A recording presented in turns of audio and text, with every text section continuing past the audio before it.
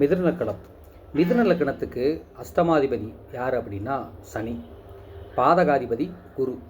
இவங்க 2 பேரும் சேர்ந்திருந்தாலோ அல்லது ஒருவரை ஒருவர் பார்த்து கொண்டாலோ இருவருடைய பார்வை ஒரே ராசியில் விழுவதுமான கிரக அமைப்பு உள்ள ஜாதகர்களுக்கு அந்த காலகட்டத்தில் தசாபுத்திகளில் அவங்களுடைய அந்தரங்களில் மிக மோசமான செயல்பாடுகளை கொடுக்கும்.